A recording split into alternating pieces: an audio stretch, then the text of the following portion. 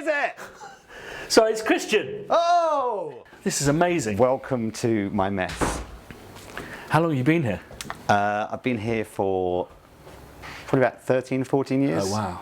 So this was an old warehouse. I filled it with stuff, and I kind of haven't really progressed beyond that from like when I first moved here, because I've always been really busy. Yeah. So I've never really had time to properly like plan a studio. It's been like clonk, stick that there, that'll do. Got to keep working, keep busy, and then that's how it's always been. So it's evolved. And how long was Bermondsey like Bermondsey when you moved in? Because it's really, I mean, I used to live here about 5-6 years ago. Yeah. And it was quite trendy then, but it's unbelievable now. I don't know, now it's sort of, I don't know, when I first moved here, there's a lot of oddballs and like weird creative types, and now it's like all of London, it's got too expensive, so the only people who can be around here have too much money, and they're generally a bit boring. But I don't necessarily want to be slagging off everyone who lives around here. But you know what I mean. Yeah, no, I do, I really know. Anyway. Fantastic, so let's have a look. Come on in. The thing that strikes me about all of the stuff that I've heard that you do is that you don't strike me as someone who starts from your orchestral palette, and then it feels like it's like every project's it's a new start for you. Is that so yeah, each time I sort of do a project, I kind of try and work a way of doing it. You know, I always want to try a project being different each time I do a film or TV show, like pretty much everything I do. So I don't really have a template where I'm like, here's my template. And I kind of only really work out what that template is, so to speak, pretty much when I finish the film, and it's completely useless to have.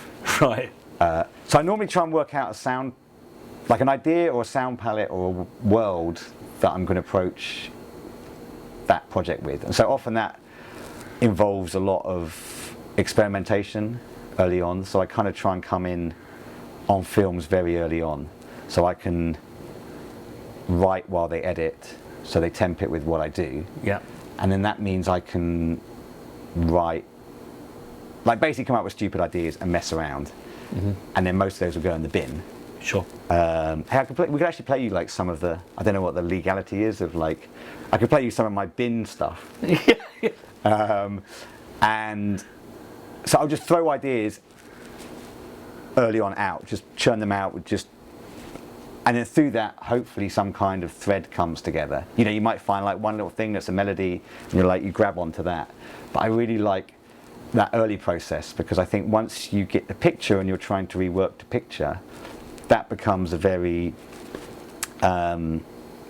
big master in a way. And when you've got the freedom and you're not like a slave to that picture, your mind and the music you write can be a lot, you know, a lot freer. Yeah. And I think that's kind of the way you get more interesting film music, because once you start laying temp in from other movies, you're kind of screwed by that point, because they'll want you to do something like that, and slowly the walls of what you can do get narrower and narrower. Yeah.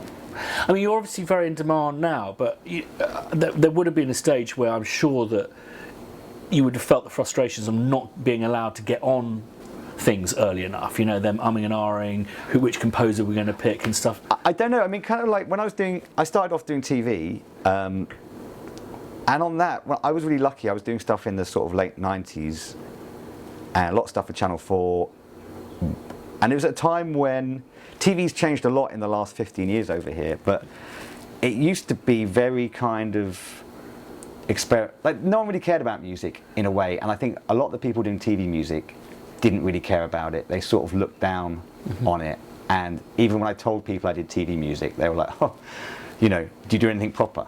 Mm-hmm. And for me that was actually great, because it meant I could actually, for me I loved doing it, because it meant I could jump from any genre and just bumble my way through. And so it meant as an artist or whatever, I didn't have to be pigeonholed in doing just one style of music over and over again. And I approached TV music with like a real passion, because I just actually really cared about making good music for myself. Yeah. And if I could get it on a TV show and get sort of like paid or budget to make stuff, then that was like half the battle. Yeah. And then the weirdest thing is watching over like 20 years, from 20 years ago, people going, oh, you make music for TV, that's a bit rubbish, to like, how do I make music for TV? Yeah, yeah. Now I know there's a lot of composers coming back across the pond to do British drama in the hope of nabbing a Downton or a Game of Thrones. It's difficult. The time I stopped doing British TV and doing more films is the time the TV industry goes absolutely nuts and starts making loads of great stuff, and the film industry goes a bit weird. So take us through what's your system. You're working in Logic. Yes, I work in Logic. I started off years ago, my very first thing was a 4-track. So I started off with a little 4-track in my bedroom. Which one was it? It's Fostex X28. I was a Tascam Port which Studio is down there. If you can see it, like covered in dust. Wow. I basically used to write a lot for magazines as well. So I started writing for video game magazines when I was 13. I saved up a lot of money from that. So I bought a Korg wave station. Wow. And a Fostex 4-track, and that was it. Didn't even have a computer at this point, and would just make music by running just onto tape. And even but even buying tapes, it was like I'd often again. I wonder if I can look. Here's one of my very first TV shows, which I didn't even know was down there. So this is called Jacques Hughes the Internet. This was a great show. So this was done in 1995. This is actually the masters. I haven't actually looked at this for ages. And you did them on a...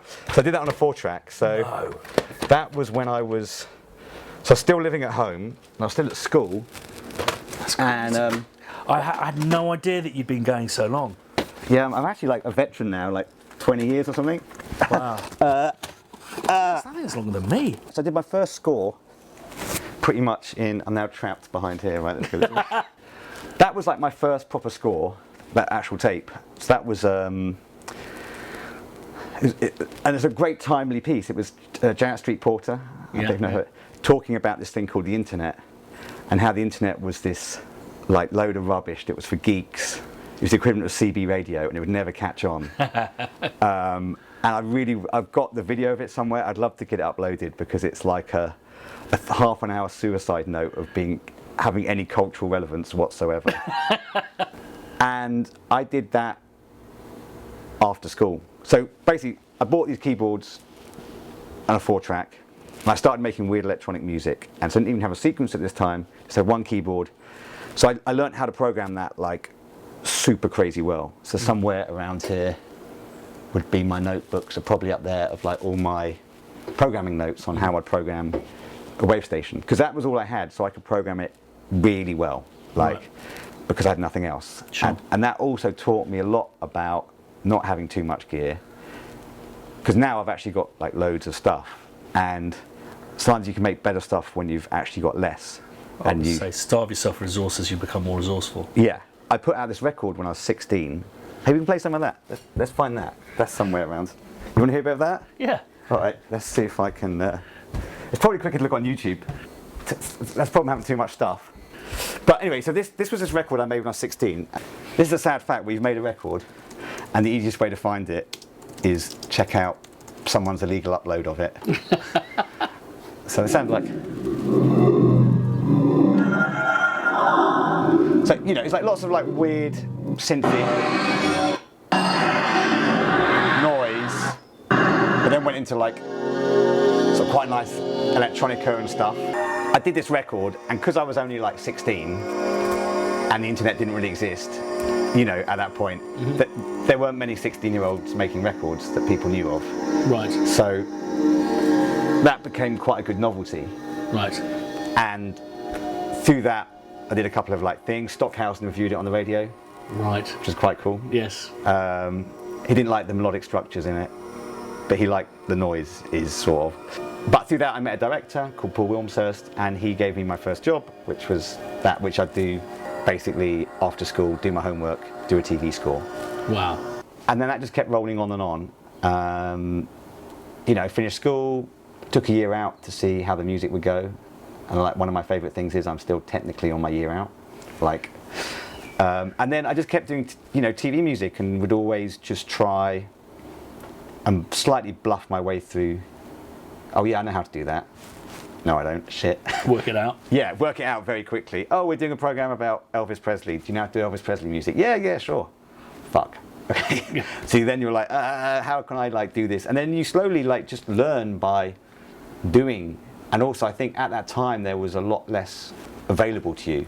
So you have to be a lot more inventive sometimes. Yeah, I was aware of you using a lot of found sounds, and they sounded like sounds that you'd made from stuff in your room, and I don't know if that's the right way. Yeah. I mean, it is. I mean, I would sometimes that would actually just be like it was a sort of bit of both. That was a sort of reaction to not having a great setup, and kind of like, well, let me just work a way of making a noise out of a ruler or something, like a boing, Well, the very famous one is the Peep Show. Peep Show I could load up. Let's get the Peep Show noises up.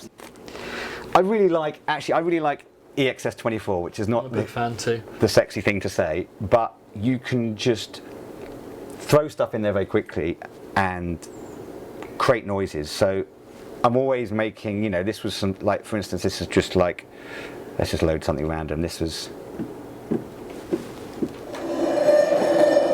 are some patches I made just out of, weirdly, I was trying to get these data sounds for Steve Jobs, like to get something that sounded very kind of crunchy, and we didn't use these in the end. But this actually is me tapping a top of a lead, very fast, and then turning into a pad.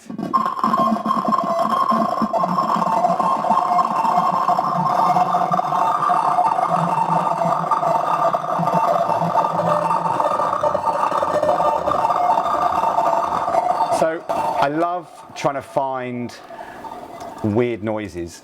Then I think when you create something that's your own, it's very special because it becomes like, your own, that becomes just your sound. So the Peep Show sounds, if I can find them, are in here somewhere. Okay, so these were recorded on this crappy mini disc ages ago.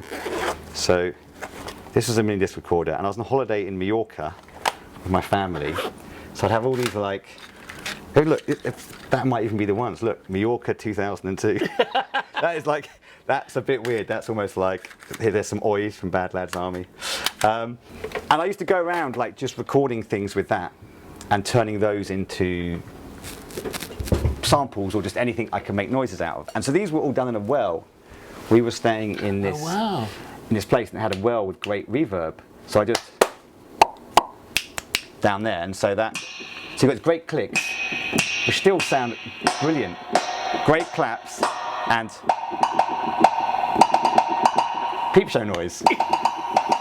Right, it's like with a little drum machine underneath it. But they still sound great. And I did those these are probably like, I don't know, well, it's 2002. So those pops are now 14 years old. Wow, and those were loaded into EXS at the time, or I would have done that on the EMU. There's E4. E4X That's over there. what I used to have. E4X. So I used to use an E4X. And what was your SCSI drive? Zip. I had a zip. I've got my zips. Terribly here. dangerous. So here's my zip archive. This is like the dead technology zone. So these are like these would be my notes I used to have to make about where each sample was. Wow. So I could remember like where I could find that whoosh sound. And so I think what's amazing now is just you've got all this stuff. I can find that sound in relatively 2 seconds. Yeah. And so for me that's been quite exciting because I've built up just libraries of weird noises I'll make. Weirdly, just going back to that thing of like doing that record when I was 16 and Stockhausen moaning that the music was like too melodic. That's not like a massive turning point in my life. I was like, but it's just interesting because I always loved the sonics of the world of abstract and experimental music, and the way people would really push sound there. But I found they didn't do anything very interesting with it often. It was just abstract for the sake of abstractness. And I also love like great melodic writing and like more conventional music. And for me, it's always been, how do I get those two to marry? I guess the Radiophonic Workshop back in the day, sometimes successfully, really married the two, didn't it? Yeah. I mean, there's definitely loads of people who do that. But for me, it still feels like uncharted territory. Yeah. If you want to be a great orchestral composer, bam, lots of people got there before you. And if you want to make like crazy weird noise, that's a whole. I mean, anyone you can make crazy weird noise. It's like it's about controlling that noise. Yeah. And when you control, music is just about control in a way of how do you control all these notes into something beautiful or that moves you. So for me, it's always been a bit of like, how do I put these things together? I think John Cage actually said music is exactly that. It's putting noises in order. Yeah. And organising noise, I think. Yeah, and that's, I guess, I'm just it's just I'm a glorified spreadsheet user, just trying to like get all these noises in the right orders. And so you work predominantly with stuff in EXS, and I work with everything. I mean, I work in Logic. I like Logic. I'm sort of like, my whole setup is really lo-fi. In a lot of ways. I know you have lots of these cribs with people with these super fancy studios. And I think it's good to see that you, as Drew Masters says, you don't need all this shit. Yeah. It's kind of weird. There's this thing Freddie Mercury once said about someone saying, why don't you get your teeth done? And he was like, it's my office. He's like, his business is his office, right? His mouth. So he didn't want to mess around with it. Yeah. And it's sort of the same here. I've kind of been here for so long. And it is getting a bit weird when I'm doing these massive movies and I'm still got the same sort of vague setup as I had when I was doing, Channel 4 documentaries, pretty much. Bit flasher, but not really. But I kind of like what I'm doing at the moment. So I sort of think, well, it's not broken, So I sort of work, I work with I try and just pull whatever I can for each project. So every project's different. So, like I did the Steve Jobs film, and for that I actually used a lot of old gear, which is all dotted around the flat now. I bought loads of old synths on eBay, which is normally you'd have them all racked up, looking very sexy, but they're all in boxes underneath more boxes of shit. There's a whole bunch of bits, and so for that I did a lot of work with those. But then I'd also use some soft synths, and it all varies between projects. But I'd say go-tos are my EXS collection of noises, and then stuff in Contact, and other bits and bobs like that. Brilliant. And I think every library, has go-to sounds. Like, one of my favourite woodwinds is the Spitfire winds, and you can put that on something. There's a bit in Steve Jobs where that cue only really happened, or I got away with getting it into the film because of the really nice. I think it's the first Albion's got those great little shorts. Yes, they're my favourite. Yeah, and they sound great, and you can put them on something, and that can make you write a piece. And that's the other weird thing I find is, the biggest problems in film music is the demo process. And the reason so many scores sound slightly similar these days is because we all have to go through the same process of demoing. Yeah. And that changes how you write as a composer, because there's only so much you can do with a demo. You know that they're going to come back and shout at you, make you change things, edit stuff. So that's the constant battle, is how do you make interesting music under those, under that criteria. And that's I'd say almost the biggest battle these days. It's not necessarily writing music, it's like trying to conjure up, how am I going to make this work within the framework of the big crazy monster that is doing films. And I think that you're my paths crossed in the past, and something other than fantastic writing and your brilliant use of sounds and stuff, something I became aware of is I think you're a very good diplomat. Would you say that that's part of the process, part of the secret of your success?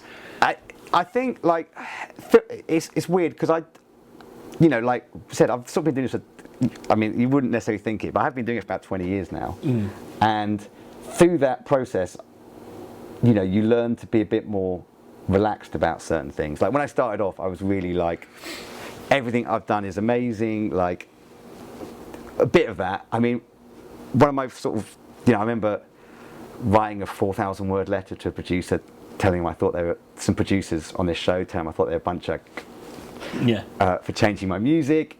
As a result, got pretty much banned from the BBC for about 7 years. And I'm very pleased I did that, but I wouldn't do it now.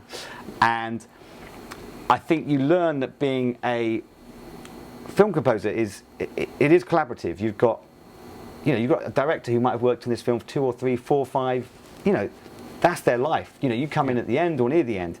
So you've got to respect their opinion, and you've got to work with them, because they might have a different vision for the film that you have, or a different way of seeing it. And you've got to try and get in their mind and work out what they want. At the same time, you don't want to be too much of a yes man, where you just do whatever they want you to do, because you're hopefully hired for your own ideas and your take on things. It is a weird job. It is a bit like being sort of cross between a diplomat and a car salesman. with a bit of music thrown in somewhere in there. When I did that film with Ridley Scott, he was great because you could actually have a discussion or argument or whatever over a cue. You know, he wouldn't be like, right, we're doing this. You know, for me that was really amazing, was be working with someone like him and actually saying, well, what if we change this? You know, I think this works better, and he'd be like, no, I don't think so. And you'd push it a bit harder, and he might go, actually, you know what? I think that does work. Or he'd be like, no. Yeah. But he would let you do that, and he would value your opinion. And he liked hearing your opinion. And for me, that was like very exciting for that kind of move into like the bigger world of Hollywood films, is when you work with directors who actually do value what you've got to say and what your thoughts are on a film. And I think that's what gets the best out of a composer, Yeah.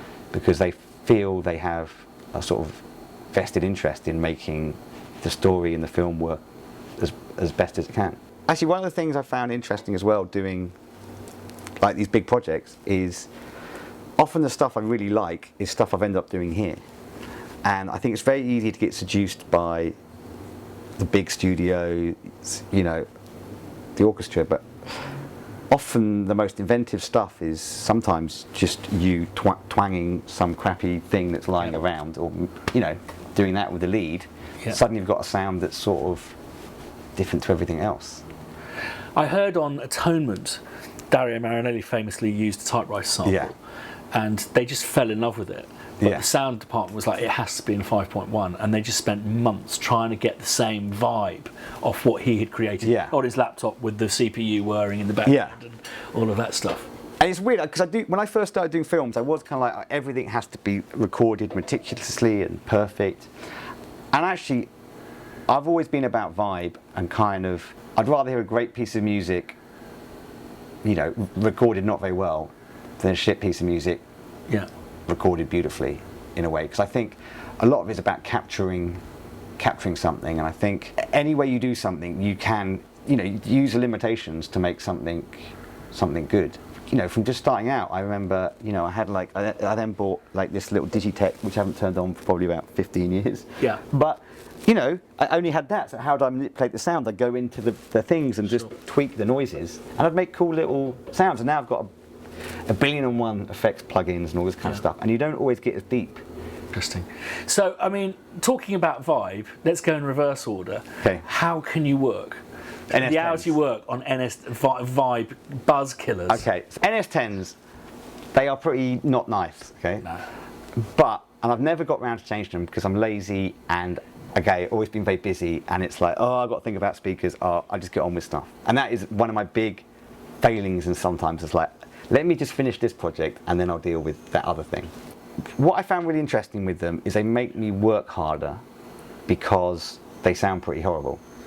Yeah. So I'm never seduced by a sound where I go, oh, that's so nice, you know. So I have to work at making those sounds better and making the music more interesting. Also, when I was starting out on TV, what was really good about the NS10s is they got like no bass. So I'd always overcompensate on the bass on my mixes. Yes. And they'd always be like over bassed basically, but did you do the original Hell's Kitchen? Yeah. That was really, for TV music, that was coming through. Yeah, and the reason is because I got shit speakers. So it meant that I would just make these bigger sounding mixes, and you know, people with TVs, they have crap speakers. So they were actually really good for that, and I think that probably did me quite well. And then if I'm doing, you know, I don't mix film music here. If I'm doing a big film, I'll go and mix Abbey Road or somewhere like that. Ideally, I want to try and replicate a lot of stuff with real players later. Sure. And try not to rely on the sound of the samples. They're great to write with, but I always want to try and change. So they kind of keep me on my toes. I mean, this is like this is like not a very professional recording studio setup as well. This is just a warehouse. I live in this place. So that's the weird thing as well. You know, I work from where I live, which is great sometimes because it means I can spend half the day in a dressing gown, and also I can work really late and still cook my dinner. But sometimes it's a nightmare because you get out of bed and you're like, oh, I'm in my studio almost. Yeah.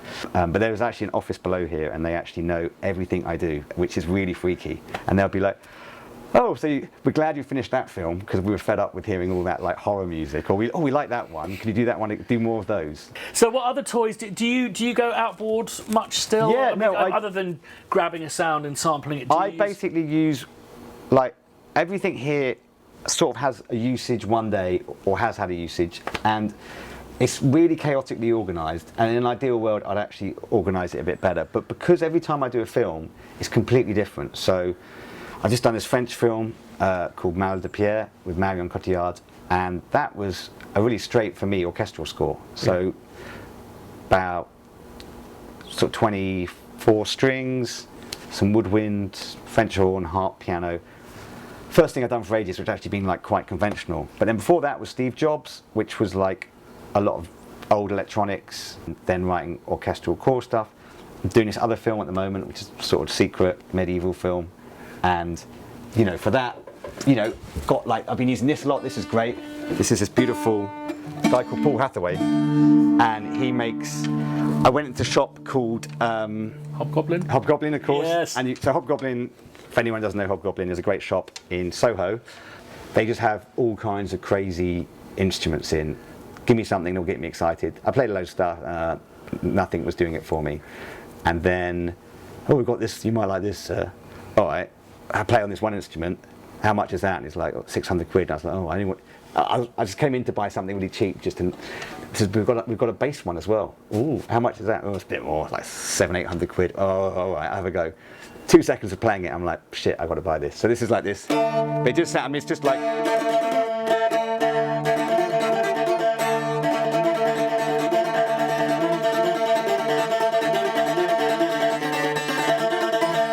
It just sounds great, right?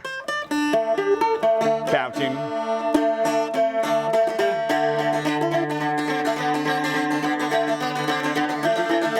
So stuff like that is just fun. You can just pick it up and just, you know, knock stuff out really quick. You know, I bought this one. This is a really nice resonator Dobro, and I actually bought this one for the. If I can find my Evo, which probably doesn't have any batteries in it. Again, you can see Hans Zimmer's studio. He doesn't have to go looking under piles of crap. Then we go and find a charged up battery. 2 seconds. Yeah, so this I bought purely, originally, just because it made a really good resonator sound. So this was originally because it's got just a really great up here.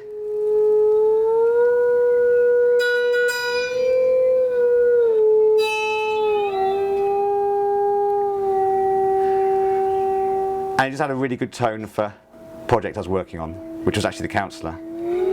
Yeah, I mean, it's like I've got loads. There's stuff everywhere. Like this is quite mad in here. Oh, this is like I've never used this. I bought this at car boot sale. Sounds horrible. Out of tune. Everything's out of tune, man. I sort of do get around to tuning them up occasionally, but this was like something I bought in a car boot sale for like £20, and I was like, oh, great, that's gonna be brilliant. And then it was rubbish, and I got it fixed up again, so I could actually play it. But it's actually very good for. Yeah. So I've actually used it for that, but I have yet to find the. But it's kind of got interesting sound. This is what's in here. There's a great little ukulele in here. This is great. This is a Tashi Goto, which was very kindly bought for me by an artist called Saskia Older-Woolbers, who I do music scores for her video art. This is like a cool little, it looks like a typewriter. You can kind of just...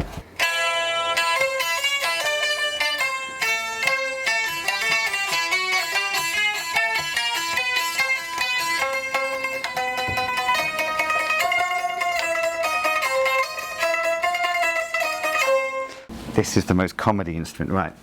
So this down here is just a pile of like stuff I've been recording this other project. Because I've been making like weird snare hits, like by putting loads of stuff in here, like just crap bits of wood,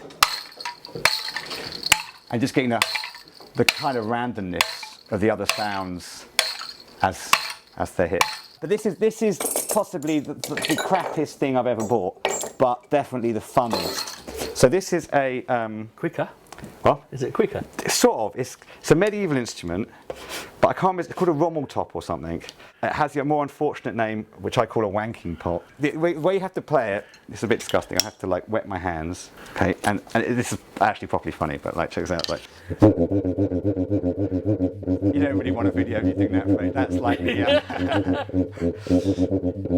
But that's what it does. But it's quite interesting. I tried to use it on this film, and it just sounded a bit rubbish. But I'm sure it will get used somewhere. Home. But these apparently in like were very big in schools in like Holland or something, and all the kids would learn to play on these. When you grab an instrument, what's your mic? I have really crappy, just a couple of AKGs, nothing very fancy. They sound like the thing that you put them in front of. That's what I find. Yeah. And they're not popular amongst engineers, but they just sound like the thing you put them in front of. Yeah, I'm more of a kind of like let's just get something, boom, go, and then just work on the next.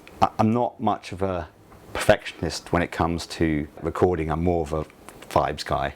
And do you work quickly? When it gets down to recording, I will spend ages and ages like obsessing over like intonation and like sound and like just really minuscule stuff. But often when I'm actually writing, I'm kind of quite slapdash and just want to get ideas down very quick. Once those ideas get down, if I kind of think that's a good direction, then I'll start spending a lot of time on it. And then these go through a very nice piece of gear over here, which is an Electronaut. Right. Which I like a lot, which is this old oh wow. this mic preamp. And then if you want like gear stuff, Space Echo down there, which is great. And you use? Hasn't been used for a while. I do love it. I love it when I can really do echoes and play it more like an instrument. Got some Moog pedals, which I like a lot. Orban dual spring reverb, which is very nice, has yet to be used on anything properly. Tons of pedals. I mean, I love these pedals. These are like Love Tone. Yeah, gotcha. So these are like these English pedals, which are great. Yeah. That's a Digitech sort of digital one. It's got some nice things on it. It's like, I'm not like a snob if something's analogy or digital or whatever, if it makes a good noise. Sounds right. This is quite nice. Death by Audio, Interstellar Overdrive. Used that all over a thing I did called Space Dive. This is nice as well. Otto Biscuit, like a bit crusher. Gotcha. Yeah, So yes, I've seen those. They're lovely. They sound great. I used that a lot on Steve Jobs. I bought a lot of things for Steve Jobs. I did a lot more out, like in this room on Steve Jobs, because I wanted to kind of capture the electronic-y Gotcha. early side. And then there's like synths kicking around. And I noticed you do have seats in front of your Yamaha Grand and your Wurlitzer. So do you noodle on those? Yeah. So I've got Whirly here. This used to belong to a guy called Tom Veck. Don't know if you know Tom. Sort of a Oh, speakers guy. are working. How lovely.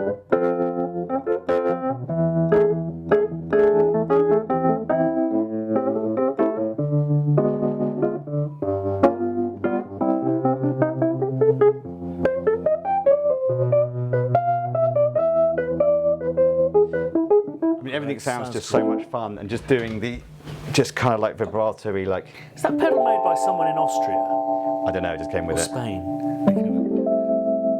That's lovely.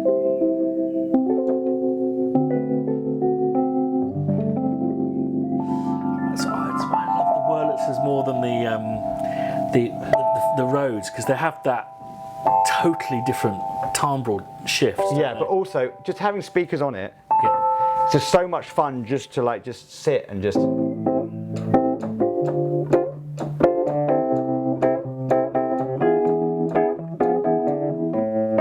You can just sit and play anything, and everything sounds like fun. Yeah. It's a fun instrument. This is kind of almost like more of a bit of fun. I actually used to have this in my bedroom. This used to be next to my bed, and I actually wrote a score once. Only ever happened once. I actually dreamt a score. I dreamt a theme in my head, and I woke up in the middle of the night. I was like, shit! I've got to remember that. And I actually went over to. There's like a recording on my phone of me, like half asleep, playing this theme on, and it ended up in the film. It wasn't a very exciting theme, but it was useful. But then I kind of wanted to. I used it for this film, Cuban Fury, Right. and then I was like, oh, it's more fun here, and then I can kind of play duets with people if they want to play a duet. Fantastic. And lovely Yamaha. Yeah. Also, we have this is quite special. This is a pillow. Oh yeah, why is it a pillow? So this is a pillow with me on. So my sister, bizarrely, is a designer for Kath Kidston. So she designed a range for Kath Kidston of merchandise featuring me as a cartoon burglar. Fantastic. So he's got that. There's a massive duvet here. So I think you can see here, like, there we go. There's me as a thief. Not that I am a thief, maybe a musical thief. But it's one of those things that I kind of think, you know what, like John Williams, Ennio Morricone, Hans Zimmer, Desplat, all these people, you know, have more Oscars, more films, everything than me, but they won't have a range of pajamas, duvets, They don't. cushions with You're them right. as a cartoon burglar on. This is Yamaha, I bought this ages ago. It's just really nice to have a real piano, you know.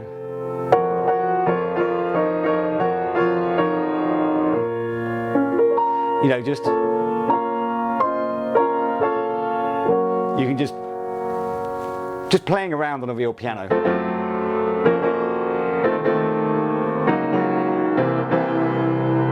I actually do this thing that's really good fun, which you're welcome to do, Christian, is you lie under the piano with a pillow, and then I'll just play the piano, and all the resonance of the piano goes into you.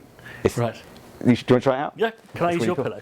Yeah, use that pillow. Let's kick this box out the way, and then you just want to kind of get the.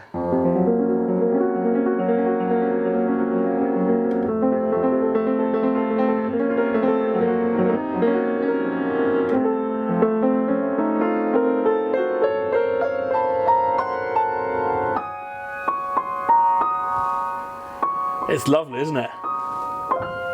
Yeah, so like actually lying under grand piano or small grand piano.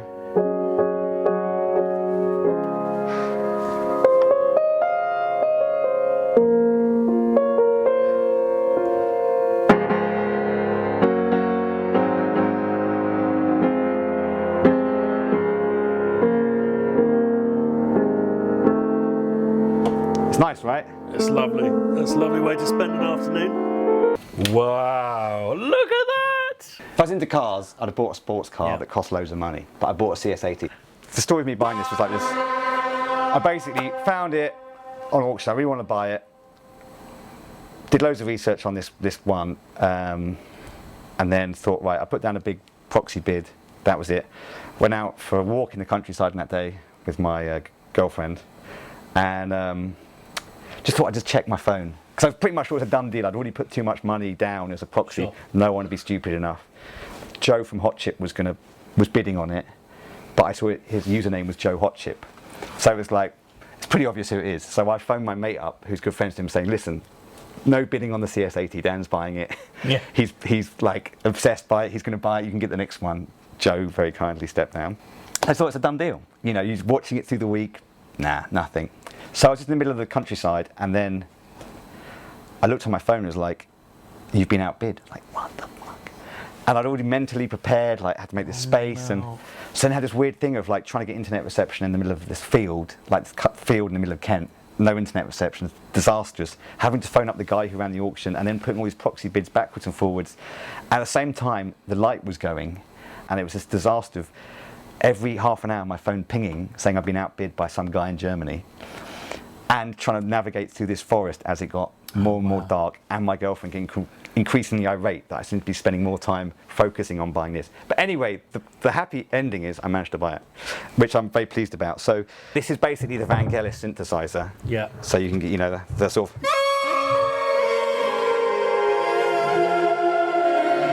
It's amazing.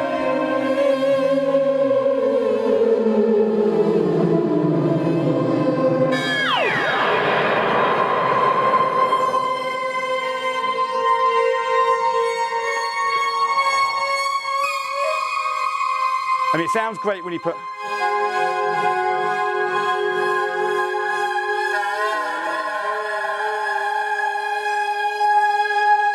When you put like a big reverb on it, it kind of really comes to life. So, because it has a lot of like imperfection in some ways in the sound, and it's that which really.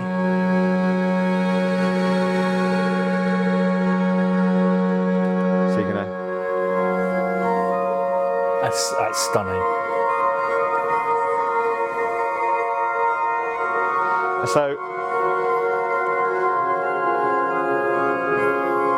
But it's really a player's piano. You can MIDI it up, but it's really about performing this, I think. And I've always really wanted to do a score that's very CS80. But it's difficult because, again, it's very about capturing a performance. So on Steve Jobs, I have to take these bits, plonk a bit of paper there, photograph it with my phone, so I can remember how I set the knobs up. And then also what's quite nice is, weirdly, my neighbours upstairs had a party. I sort of went up and they go, oh, this friend of ours does film music, or does music or something, and you're like, oh, okay. And he's like, oh yeah, I did films ages ago. Okay, I did a film, Chariots of Fire. I was like, oh. Okay, did Chariots of Fire? Yeah, I thought Vangelis did that. So you like full of shit or something? And he's like, no, I used to work for Vangelis. He was Vangelis' engineer. And I was like, wow, that's really crazy. I just bought a CS80. Come down here, we have a piano. It's like, oh my God, I haven't seen one of these for ages. And then through him, it was quite nice. I got to, like, you know, meet the guy who used to service all Vangelis' synthesizers. Right. Who doesn't do it, but he still works at Yamaha, amazingly. There's a guy called Dusty Miller, and he very kindly sort of came out of retirement for Steve Jobs to retune this, because when you open it up, it's like an unbelievable clusterfuck of electronics. Right, okay. But I mean, it's a beautiful, it's just a fun, you know, it's just watching you play it, you can see it completely unsamplable. Well, you can sort of, the thing that makes it really is just it's the real time, isn't it? Yeah.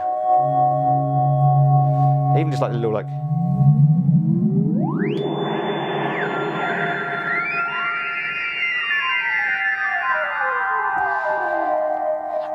and it's also the fact that you can just sort of jump from things. So, but I mean, that's just so Vangelis, that. Amazing.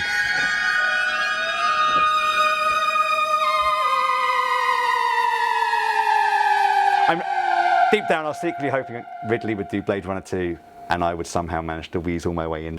But you know, I can still have fun just pretending, basically pretending to be Vangelis. Just get a bit more of a belly, eat a lot more food.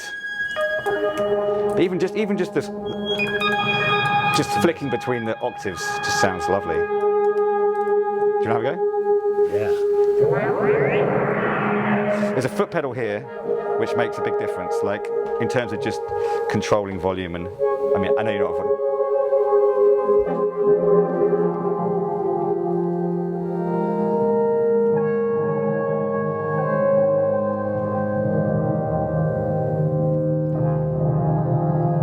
Oh, it's just beautiful.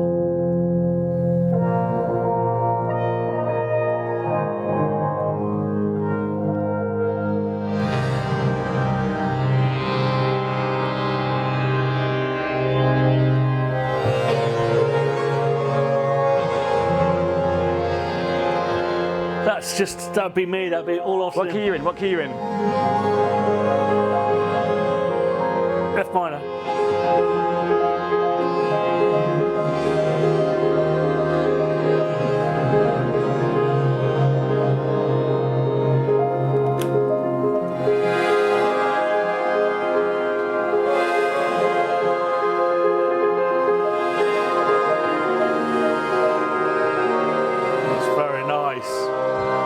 Brilliant stuff, Daniel.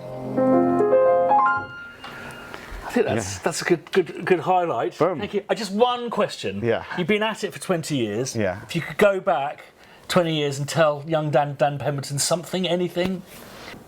I try to do this anyway, but it's almost like make every score I do as good as it possibly can be, and try not to scrimp. Like, try and do everything. And I try to do that anyway, but I think there's some, you know, in early stuff I could have pushed even further, because you change over time. Like, your sound as a composer is always changing, and it's only later when you look back and you're like, oh, I don't know how to do that now, that stuff then. So I don't know, I think it's always try and make the best music you can at the time, and try and make really nice finished versions of things, because they're really nice to go with you on that journey. Yeah, no, brilliant. Yeah. Thanks, mate. My pleasure. Yes, great stuff. Talk about a rabbit hole.